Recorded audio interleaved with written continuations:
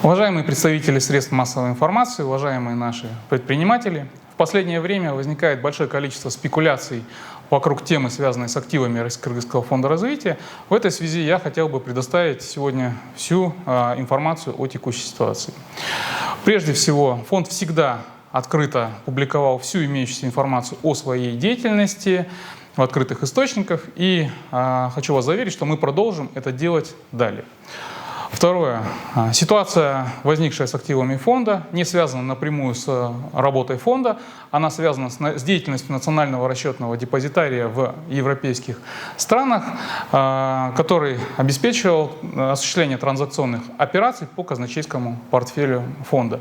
Такая ситуация складывается у многих финансовых институтов, в том числе и международных организаций, и усложняется тем, что на текущий момент отсутствует какой-либо единый, универсальный или утвержденный механизм по разрешению возникших вопросов. Таким образом, выработка соответствующих решений продолжается, и мы рассчитываем, что она будет доведена до логического завершения. Третий.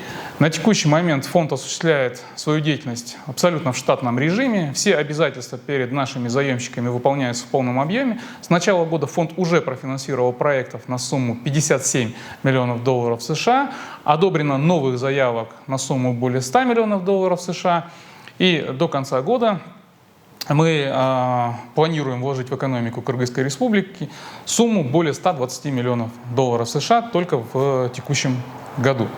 Четвертое. 27 июня текущего года Советом фонда была утверждена стратегия деятельности Российско-Кыргызского фонда развития на 2023-2027 годы, в рамках которой в течение 5 ближайших лет в экономику Кыргызской Республики планируется вложить дополнительно 630 миллионов долларов США.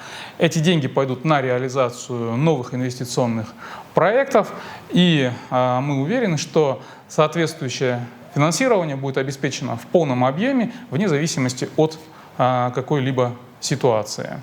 Таким образом, уважаемые коллеги, я еще раз хочу подчеркнуть, что все обязательства фонда выполняются в полном объеме и будут выполняться дальше.